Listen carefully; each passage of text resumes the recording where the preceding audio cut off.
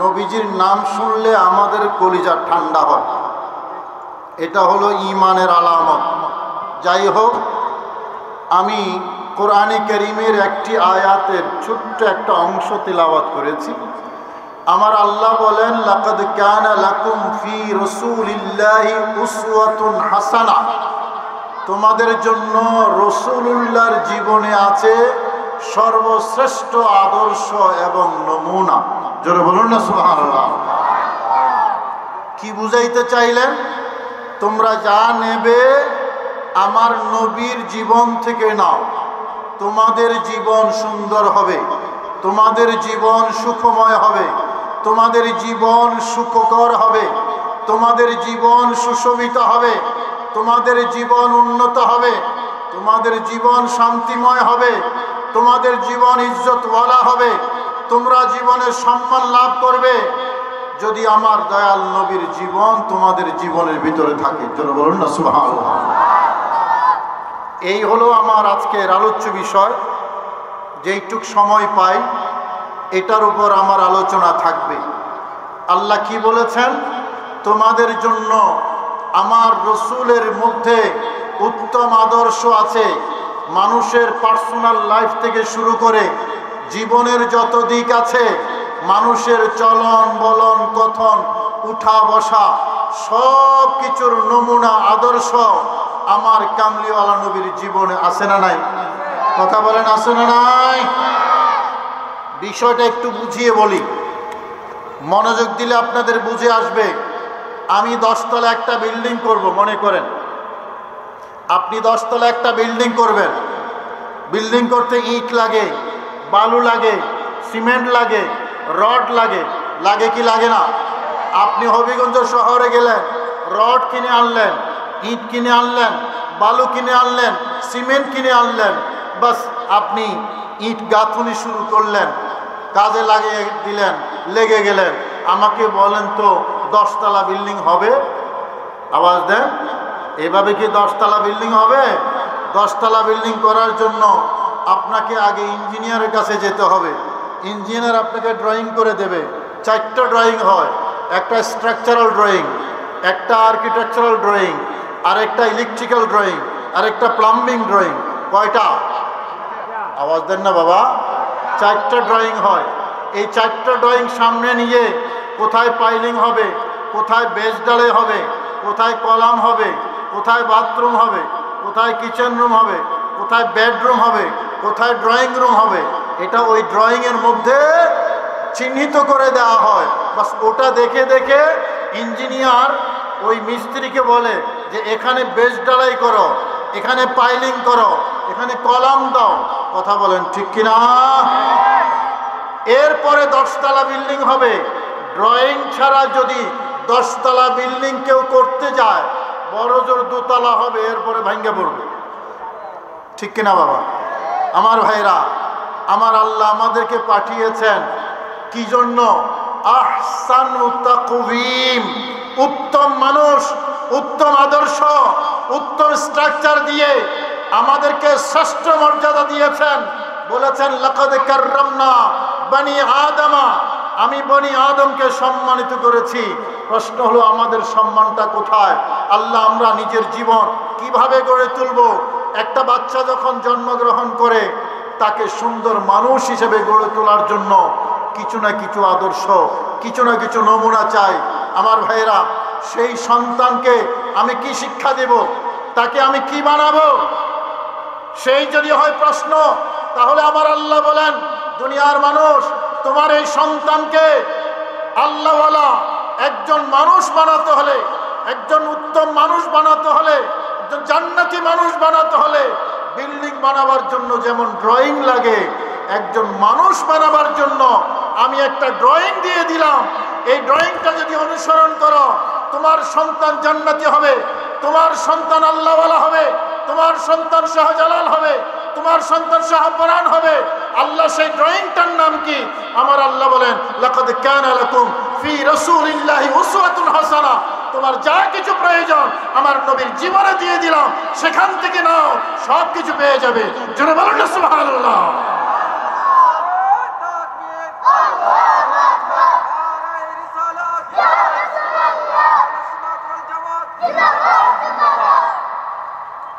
আমার ভাইয়েরা,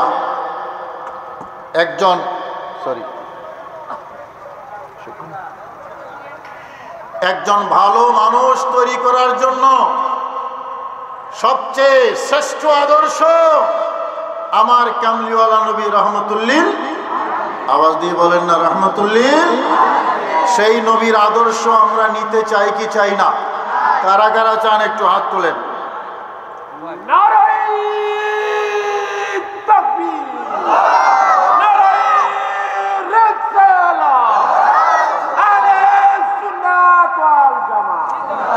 এবার হাত নামান।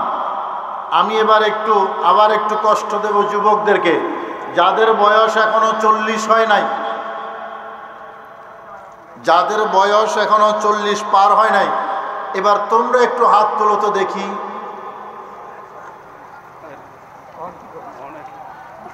সবই তো যুবক, আলহামদুলিল্লাহ, খুশি হলাম।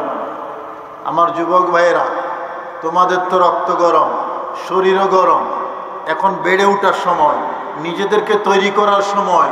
ড্রয়িং কোনটা নেবা? মদিনাওয়ালার ড্রয়িং নিবা নাকি অন্য জায়গা থেকে নেবা? বলো বল।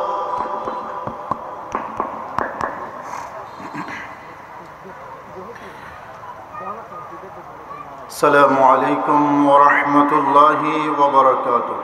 ওয়া আলাইকুম আসসালাম। কেমন আছেন আপনারা সবাই?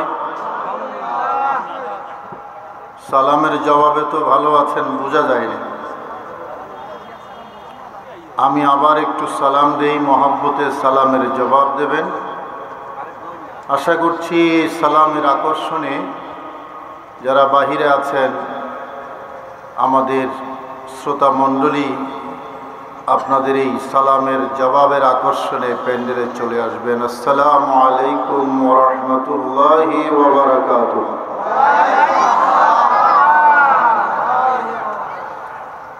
আউযু বিল্লাহি মিনাশ শাইতানির রাজীম।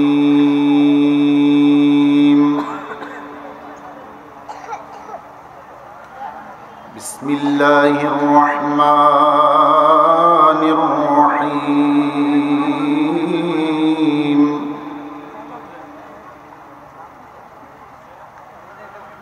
আলহামদুলিল্লাহি ওয়া কাফা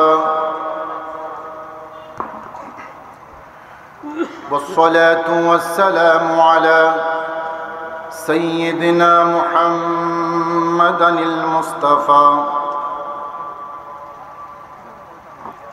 وعلى آله وصحبه الذين هم فائزون بالصدق والصفاء. قال الله تعالى عز وجل: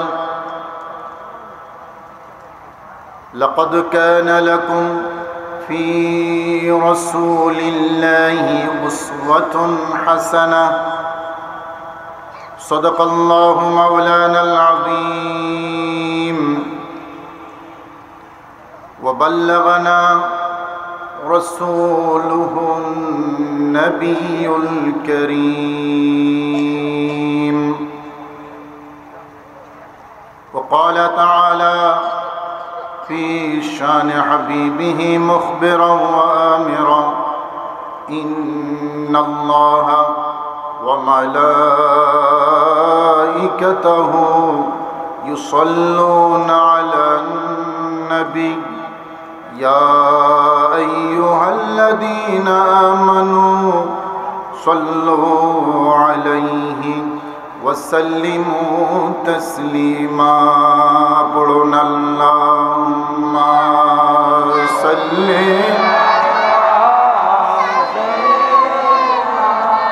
مولانا محمد وعلى آل سيدنا. সবাই আর একটু মহব্বতে দয়াল নবীর দরুদ শরীফ পড়তে কোনো অসুবিধা আছে? কষ্ট হবে বেশি? একটু মহব্বতের আওয়াজ দিয়ে পড়বেন, আল্লাহ খুশি হবেন, রসুল খুশি হবেন, আমাদের উপর আল্লাহর রহমত নাজিল হবে। সবাই এক আওয়াজে মহব্বতের আওয়াজে পড়বেন সবাই। আল্লাহুম্মা সাল্লি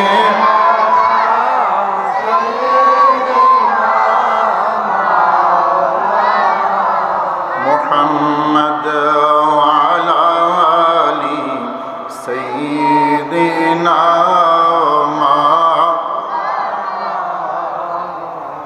আরে আসমান জমিন সবাই বলে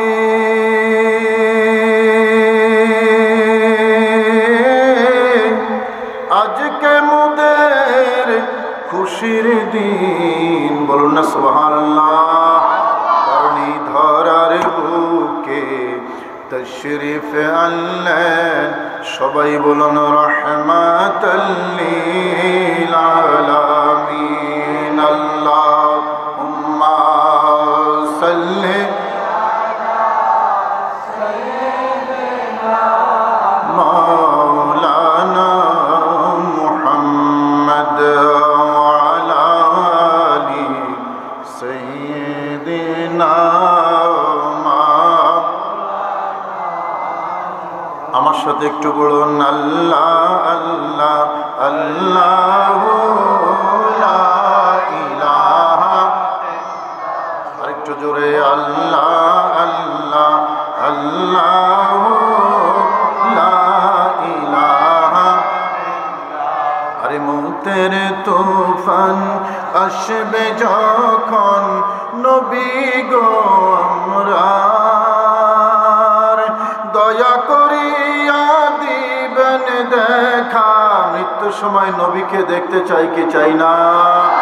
দয়া করিয়া দিবেন দেখা চেহারায় আনওয়ার নবীজি। আল্লাহ আল্লাহ ইলাহা ইল্লাহু আমার আল্লাহ আল্লাহ।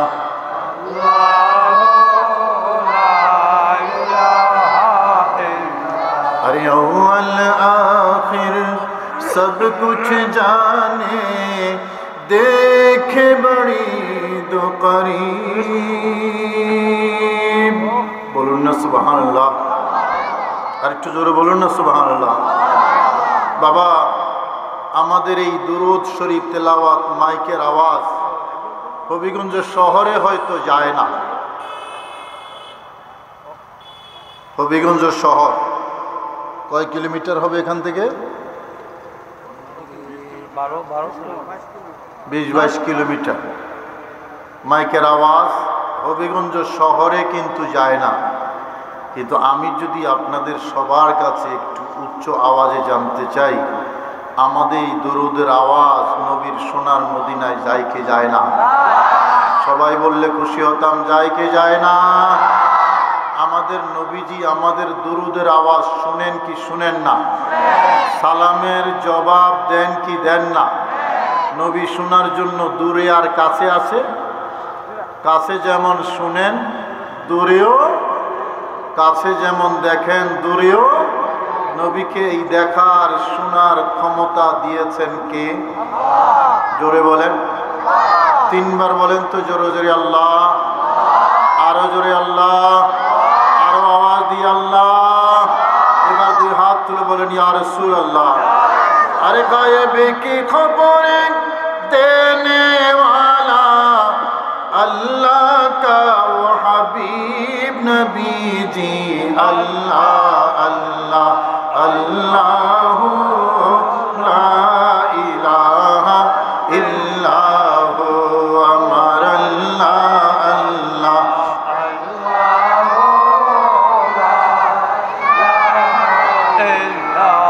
সবাই বলুন মারহাবা।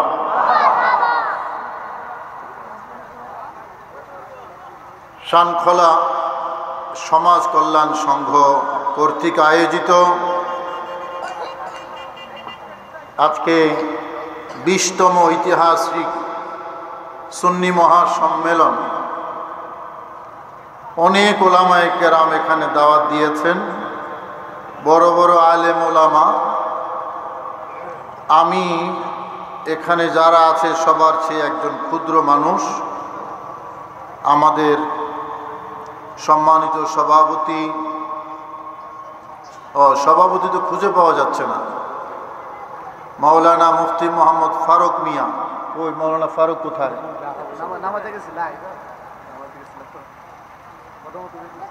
অধ্যক্ষ হবিগঞ্জ দারুস সুন্নাহ কামিল মাদ্রাসা।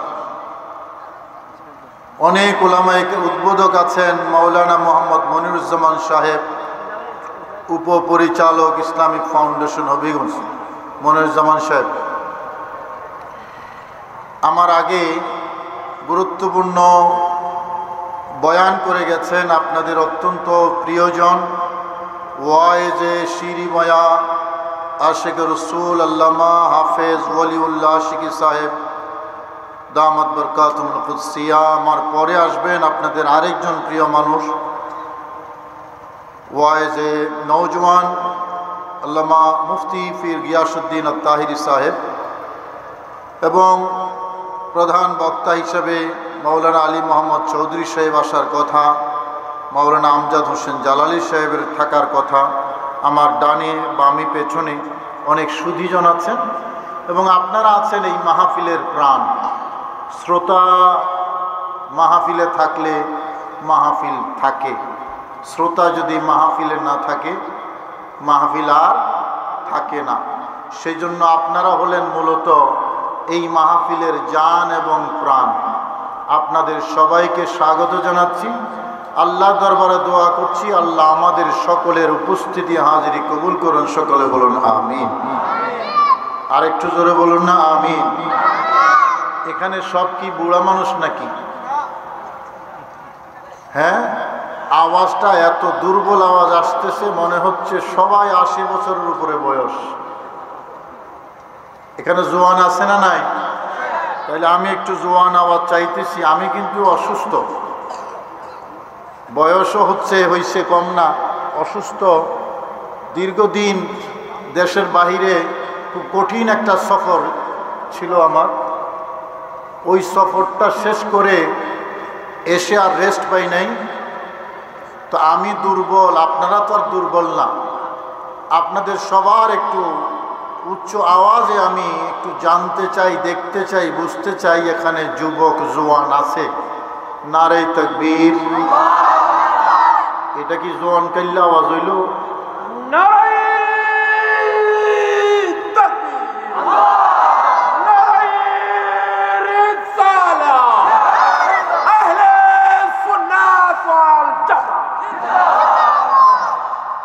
যাক, মাঝামাঝি খুশি হইলাম, বেশি খুশি হইনি। আওয়াজ কিন্তু আরো বড় হতে হবে। শাহজালালের দেশের মানুষ স্লোগান ছোট হইলে চলে, আর বিশেষ করে একখান স্লোগান আছে, ওইটা তো আমাদের হৃদয়ের স্লোগান। কথা বলেন ঠিক কিনা? যারা নবীর উম্মত, এরা নবীর কথা বলবে না তো কার কথা বলবে বলেন তো? আমরা নবীর উম্মত কিনা? আওয়াজ দিয়ে বলেন উম্মত কিনা? তো আমরা নবীর উম্মত হলে নবীর কথাই তো বলবো, নাকি অন্য কারো কথা বলবো? নবীর উম্মত নবীর স্লোগান দিতে চাই কি চাই না? আওয়াজ দিয়ে বলেন চাই কি চাই না? একেবারে আমার সামনে থেকে পেছন পর্যন্ত একটা জবানও বন্ধ থাকতে পারবে না। আমরা একবার নবীর স্লোগান দেব, নারে রিসালাত। এখনো না অন্তরটা ঠান্ডা হয়েছে না? নবীজির কথা শুনলে অন্তর কি হয়? ঠান্ডা হয় না? আপনাদের ঠান্ডা হয় না? ওই নাম প্রাণীর প্রিয়তম, ওই নামে জপি মজনু সম। ওই নাম প্রাণীর প্রিয়তম, ওই নামে জপি মজনু সম। ওই নামে পাপিয়া গাহে প্রাণের কুসুম বাগে। মোহাম্মদ নাম যতই জপি ততই মধুর লাগে। জোরে বলুন না সুবহানাল্লাহ। নবীজির নাম শুনলে আমাদের কলিজা ঠান্ডা হয়, এটা হলো ঈমানের আলামত। যাই হোক, আমি কোরআনে কারীমের একটি আয়াতের ছোট্ট একটা অংশ তিলাওয়াত করেছি। আমার আল্লাহ বলেন, লাকাদ কানা লাকুম ফি রাসূলিল্লাহি উসওয়াতুন হাসানা, তোমাদের জন্য রাসূলুল্লাহর জীবনে আছে সর্বশ্রেষ্ঠ আদর্শ এবং নমুনা। জোরে বলুন না সুবহানাল্লাহ। কি বুঝাইতে চাইলেন? তোমরা যা নেবে আমার নবীর জীবন থেকে নাও, তোমাদের জীবন সুন্দর হবে, তোমাদের জীবন সুখময় হবে, তোমাদের জীবন সুখকর হবে, তোমাদের জীবন সুশোভিত হবে, তোমাদের জীবন উন্নত হবে, তোমাদের জীবন শান্তিময় হবে, তোমাদের জীবন ইজ্জতওয়ালা হবে, তোমরা জীবনে সম্মান লাভ করবে যদি আমার দয়াল নবীর জীবন তোমাদের জীবনের ভিতরে থাকে। তোরা বলুন না সুবহানাল্লাহ। এই হলো আমার আজকের আলোচ্য বিষয়।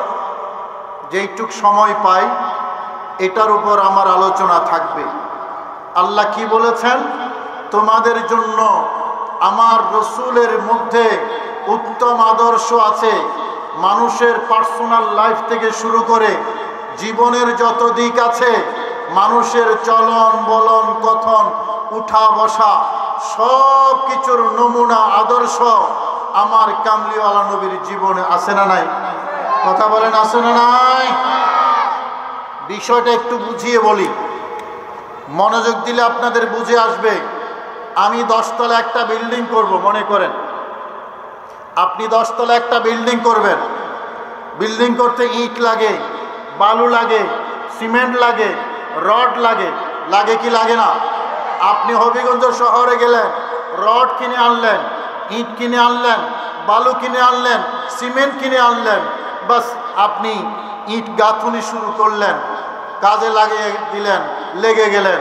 আমাকে বলেন তো 10 তলা বিল্ডিং হবে? আওয়াজ দেন।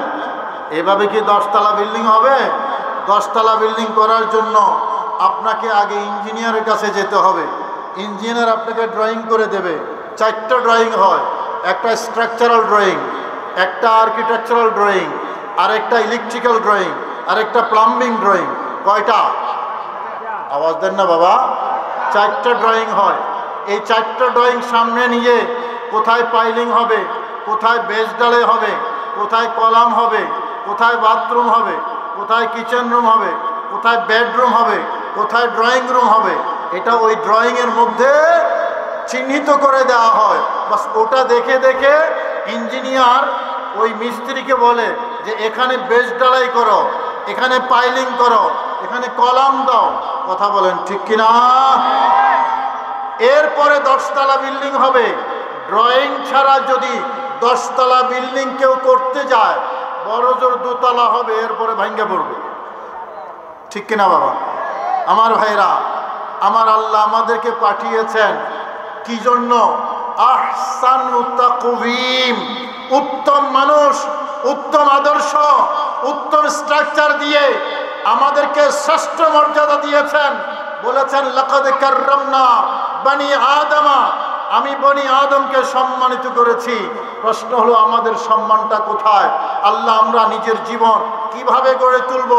একটা বাচ্চা যখন জন্মগ্রহণ করে তাকে সুন্দর মানুষ হিসেবে গড়ে তোলার জন্য কিছু না কিছু আদর্শ, কিছু না কিছু নমুনা চাই।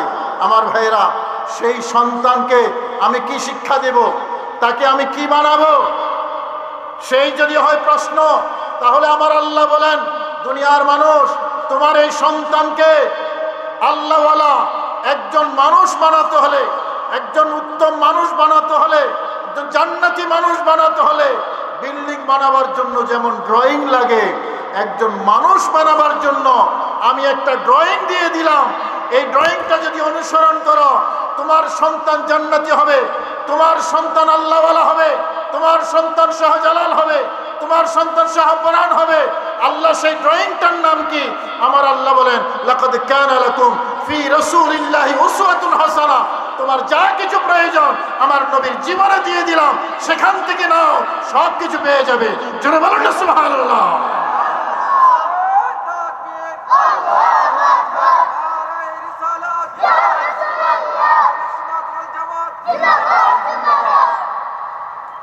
আমার ভাইয়েরা,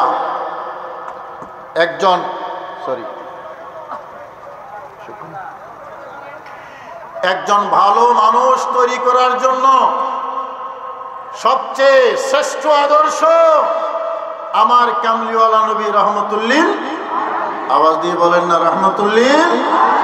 সেই নবীর আদর্শ আমরা নিতে চাই কি চাই না? কারা কারা চান একটু হাত তোলেন।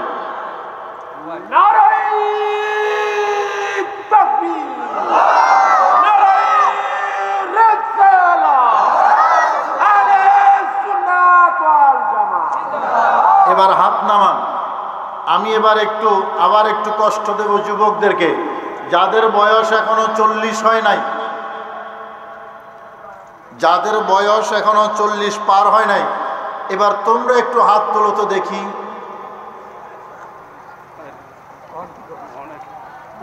সবই তো যুবক, আলহামদুলিল্লাহ, খুশি হলাম। আমার যুবক ভাইয়েরা, তোমাদের তো রক্ত গরম, শরীরও গরম, এখন বেড়ে ওঠার সময়, নিজেদেরকে তৈরি করার সময়। ড্রয়িং কোনটা নেবা? মদিনাওয়ালার ড্রয়িং নেবা নাকি অন্য জায়গা থেকে নেবা? বলো বল। আমাদের আদর্শ মদিনাওয়ালার আদর্শ, ঠিক কিনা বাবা? গভীর মনোযোগ দেবেন। এখন মদিনাওয়ালার আদর্শ তো সবাই নিতে চায়। মদিনাওয়ালার আদর্শ মানে ইসলাম, মদিনাওয়ালার আদর্শই দ্বীন, মদিনাওয়ালার আদর্শের নাম কোরআন, মদিনাওয়ালার আদর্শের নাম সুন্নাহ। আমার দয়াল নবীর টোটাল লাইফ এটাই কোরআন, টোটাল লাইফ এটাই ইসলাম, টোটাল লাইফ এটাই দ্বীন। কথা বলেন ঠিক কিনা? সেই জন্য আমরা বলি, আমার দয়াল নবী যেখানে ইসলাম আছে, হয় নাই, আওয়াজটা হয় নাই। দয়াল নবী যেখানে ইসলাম আছে সেখানে, নবী নাই যেখানে ইসলাম নাই সেখানে। এটা আমার কথা নয়, আমার আল্লাহর কথা, রসুলের কথা। সহিহ বুখারীর হাদিসে কি আছে? প্যারা নবী বলেছেন, মান আতা মুহাম্মাদান ফাকাদ আতা আল্লাহ ওয়া মান আসা মুহাম্মাদান ফাকাদ আসাল্লাহ। যে মুহাম্মদ সাল্লাল্লাহু আলাইহি ওয়াসাল্লামকে অনুসরণ করলো, মেনে নিল, সে আল্লাহকে মেনে নিল। সে কাকে মেনে নিল? আল্লাহকে মেনে নিল। আর যে মুহাম্মদ সাল্লাল্লাহু আলাইহি ওয়াসাল্লামকে অমান্য করেছে, সে আল্লাহকে অমান্য করেছে। নবীজি বলেছেন, ওয়া মুহাম্মাদুন ফারকুম বাইনান নাস, আমি নবী, আমি মুহাম্মদুর রাসূলুল্লাহ সাল্লাল্লাহু আলাইহি ওয়াসাল্লাম পার্থক্যকারী। কোনটা হক, কোনটা বাতিল, কোনটা দ্বীন, কোনটা বেদীন, কোনটা ঈমান, কোনটা বেঈমান, কোনটা আসল, কোনটা নকল, কোনটা জান্নাত, কোনটা জাহান্নাম, কোনটা আল্লাহর রাস্তা, কোনটা শয়তানের রাস্তা, এটা পার্থক্য করার কষ্টিপাতর হলাম আমি নবী রহমতুল্লিল আলামিন। জোরে বলুন না সুবহানাল্লাহ। ওয়া মুহাম্মাদুন ফারকুম বাইনান নাস, এটা নবীজির কথা, সহিহ বুখারীর হাদিস। নবীজি হলেন ইসলাম অন ইসলাম দুটার মধ্যে পার্থক্যকারী। তার মানে কি? নবী আছেন যেখানে ইসলাম আছে, আওয়াজ দেন না, ইসলাম আছে। আমার ভাইরা, আবু জেহেল নাম শুনছেন তো? কথা কই না। আবু জেহেলের নাম শুনেন নাই? আবু জেহেল বাড়ি হবিগঞ্জ নাকি? আবু জেহেল সে আল্লাহর ঘর তওয়াফ করত, লাব্বাইক আল্লাহুম্মা লাব্বাইক বলে। তার তালবিয়ার মধ্যে প্রথম শব্দ এটা ছিল হাদিসের মধ্যে, আমি হাদিসের রেফারেন্স দিয়ে কথা বলছি। তাওয়াফ করত উলঙ্গ। নাউজুবিল্লাহ বলতে অসুবিধা আছে? আল্লাহর ঘর তাওয়াফ করত উলঙ্গ। কেন জানেন? তাদের দৃষ্টিভঙ্গি দেখান, দৃষ্টিভঙ্গি। বলল যে এই জামা কাপড় নিয়ে বাথরুমে যাই, আবার এই জামা পইরা কি আল্লাহর ঘর তাওয়াফ করব? সেই জন্য জামা ফেলাইয়া কি উলঙ্গ মাইরা দিত। নাউজুবিল্লাহি মিন যালিক। সভ্য না অসভ্য? আওয়াজ দিয়ে বলেন। তো এই সভ্যতা শিখাইছেন যিনি, তিনি আমার দয়াল নবী। আমরা সভ্যতা কোথায় শিখি? ওই পশ্চিমাদের কাছে। এই সিলেটি যারা, একটু মনোযোগ দিয়ে শুনেন, আপনারা তো লন্ডন যান বেশি, লন্ডন থেকে প্যান্ট কিনে আসে, জিন্সের প্যান্ট কিনে নিয়ে আসে। আমি অনেক জায়গায় এই ঘটনা বলেছি, আমি চাক্ষুষ প্রমাণ। ঢাকা শহরের একটা মসজিদের চিফ অ্যাডভাইজার আমি। রংচা আনো, এটা দাও, এটার পরে রংচা আনো। চিফ অ্যাডভাইজার আমি একটা মসজিদের। শুনতেছেন আমার কথা? মজার গল্প।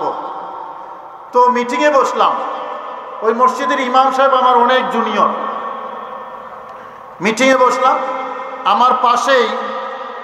আমার পাশেই বসা আছেন মসজিদের ইমাম সাহেব, আর এক পাশে মসজিদের মোতাওয়াল্লি, প্রতিষ্ঠাতা মোতাওয়াল্লি, খুব ইয়াং মোতাওয়াল্লি, বয়সে আমার থেকে একটু কম, পয়সাওয়ালা অনেক। এখন মিটিং শুরু করলাম।